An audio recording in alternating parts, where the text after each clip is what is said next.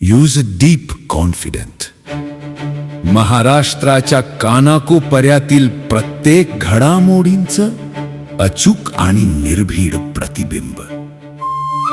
ताज्या राजकारणाच्या बातम्या, शिक्षणातील बदल, गुन्हेगारीवर करडी नजर. सत्य, वेग आणि विश्वास यांचा संगम म्हणजे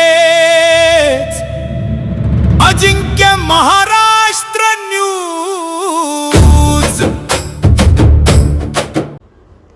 9 मे रोजी रत्नागिरी जिल्ह्यातील मंडणगड तालुक्यामधील काही गावात अचानक वादळी वाऱ्यासह जोरदार पाऊस झाला. या वादळी वाऱ्यांचा वेग प्रचंड असल्याने 10 गाव, घराडी या 2 गावांमध्ये बऱ्याच घरांचं मोठ्या प्रमाणात नुकसान झालं आहे.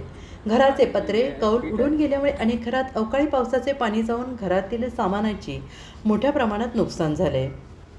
अनेक कुटुंबाचे मोठ्या प्रमाणात आर्थिक नुकसान झाले.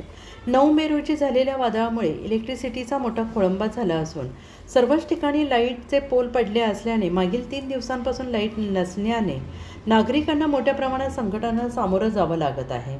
ऐन उन्हाळ्यात गरमीला सामोरं जावं लागत आहे. त्याचबरोबर पाण्याची मोठी समस्या निर्माण झाली.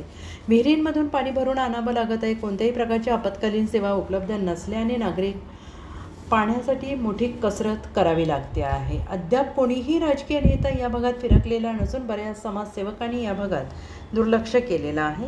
आज 3ऱ्या दिवशी छावा संघटनेच्या कार्यकर्त्यांनी समस्या लक्षात घेऊन आज घरोघरी जनरेटरची सोय करून दिली. त्यामुळे पाण्याचा मोठा प्रश्न मार्गी लागला आहे. प्रशासनाने केलेल्या सोलर नळपाणी योजनेचा अडचणीमध्ये पर्दाफाश झालेला असून असंख्य प्रश्न जनतेच्या मनात उमटत आहेत. सहसंपादक गणेश राऊत.